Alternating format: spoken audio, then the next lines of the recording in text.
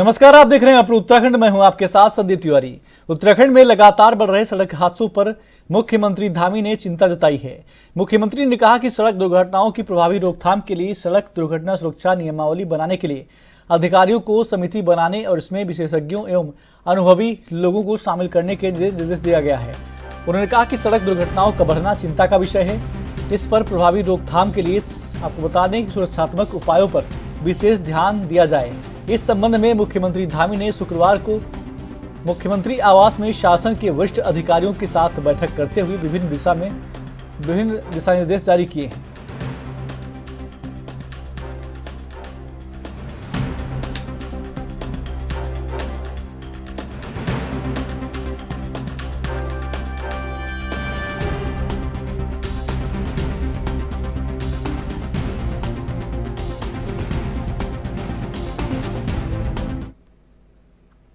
चुनाव से पहले उत्तराखंड के मुख्यमंत्री पुष्कर सिंह धामी ने महाराष्ट्र में भारतीय जनता पार्टी के उम्मीदवारों के समर्थन में प्रचार किया।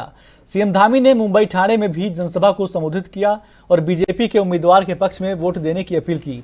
सीएम धामी ने मंच से उत्तराखंड में विभिन्न कानूनों का जिक्र करते हुए बीजेपी के उम्मीदवार के पक्ष में वोट देने की अपील की और पीएम मोदी के विभिन्न कार्यों का गुणगान किया। इससे पहले 11 नवंबर को सीएम धामी ने नाला सोपारा विधानसभा से भाजपा उम्मीदवार राजन नाइक और वसई विधानसभा से पार्टी उम्मीदवार स्नेहा दुबे के लिए मुंबई में एक जनसभा को संबोधित किया था, जिसमें 5000 एकड़ से भी ज्यादा जमीनें हमने इस लैंड जहाज से मुक्त कराई हैं। हमने वहां पर चाहे वो धर्मांतरण हो, चाहे वो लव जिहाद हो या थूक जिहाद हो, उसके खिलाफ कठोर कार्रवाई की है। हमने दंगा रोकने के लिए, जो लोग दंगा करते हैं भाइयों बहनों आप जानते हैं, घुसपैठिए तमाम प्रकार से जो नीली चादरें पीली चादरें चढ़ाकर तमाम सरकारी जमीनों को कब्जा करते हैं, हमने कहा है किसी भी कीमत पर हम देवभूमि उत्तराखंड के अंदर इसको नहीं होने देंगे।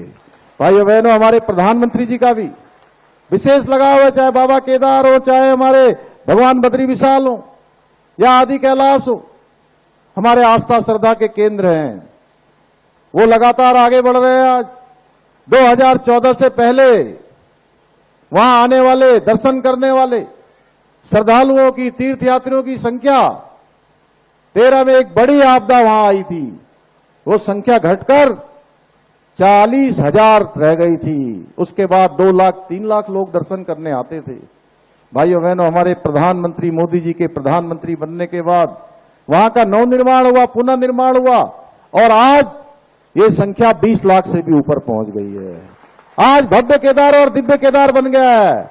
इसी प्रकार से आप काशी की बात करेंगे तो काशी भी भव्य काशी और दिव्य काशी बन गया, काशी कॉरिडोर बन गया। महाकाल जाएंगे तो महाकाल लोक बन गया। और हम सब अभी हमने दिवाली मनाई है और इस बार की दिवाली हमारे लिए बहुत खास दिवाली रही। हम सब बहुत सौभाग्यशाली हैं कि इस बार की दिवाली में हम सब ने कुछ विशेष दिवाली मनाई कि हमारे आराध्य प्रभु श्री भगवान राम 500 वर्षों के बाद अपने महल में दिवाली में थे। भाइयों बहनों, ये गौरव हमको किसी और ने नहीं दिया, ये हमारे प्रधानमंत्री मोदी जी ने दिया। भाइयों बहनों, केदारनाथ उपचुनाव में मतदान का काउंटडाउन शुरू हो गया है। इस बीच केदारनाथ में प्रचार प्रसार ने तेजी पकड़ ली है।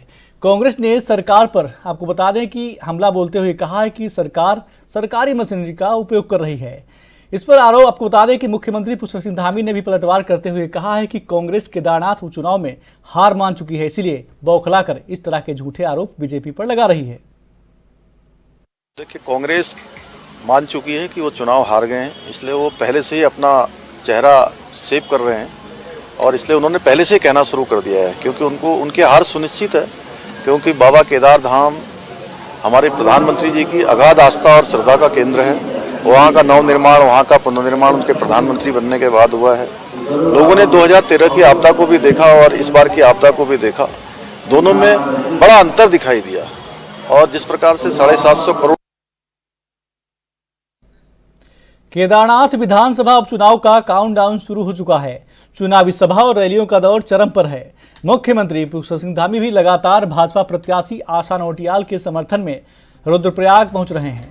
शनिवार को उन्होंने विधानसभा में 2 जनसभाओं को संबोधित किया। इस दौरान भाजपा प्रत्याशी आशा नौटियाल के आंसू छलक गए। यह देख सीएम धामी भी भावुक हो गए। शनिवार को चोपता में भूतपूर्व विधायक स्वर्गीय शैला रानी राउत को याद करते हुए अपने भाषण के दौरान आशा नौटियाल भी भावुक हो गई। उन्होंने कहा कि स्वर्गीय शैला रानी राउत ने जिस प्रकार से केदारनाथ विधानसभा की सेवा की है, उसी भाव को सशक्त करते हुए केदारनाथ की बेटी आशा नौटियाल भी समर्पित होकर कार्य करेगी। इस तरह की बातें बोल रहे हैं कि मंदिर यहाँ ले गए, मंदिर वहाँ ले गए और यात्रियों को वहाँ ले गए। मैं आप सभी से निवेदन करना चाहती हूँ, केदार बाबा का मंदिर कहीं कभी नहीं जा सकता। इस तरह की जो राजनीति करते हैं उनको वही बाबा देखने वाला है। इन्होंने देश में भी इसी तरह की राजनीति की है और अब ये मंदिरों पे राजनीति कर रहे हैं। ऐसे झूठे फरेबियों के बहकावे में न आकर के केदारनाथ से सनातन को आगे बढ़ाना है और दुनिया में इस केदारनाथ की एक अलग पहचान हमको। उत्तराखंड में लंबे समय से उपनल कर्मियों द्वारा नियमितीकरण की मांग चली आ रही है। जहां एक और हाईकोर्ट और सुप्रीम कोर्ट ने उपनल कर्मियों के पक्ष में फैसला दिया है, वहीं सरकार की ओर से अब शीर्ष अदालत ने आपको बता दें कि शीर्ष अदालत में पुनर्विचार याचिका दाखिल की गई है।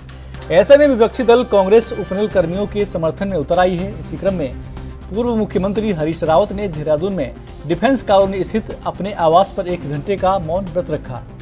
इसके बाद मीडिया से बातचीत करते हुए उन्होंने कहा कि उपनल कर्मियों के साथ राज्य सरकार धोखा और अन्याय कर रही है। इसके साथ ही उन्होंने आपको बता दें कि कार्यकाल का जिक्र करते हुए कहा कि हमने भी उपनल कर्मियों को एक रास्ता सुझाया था। यदि उस समय उपनल कर्मी उसको मान लेते तो आज वह नियमित हो चुके होते।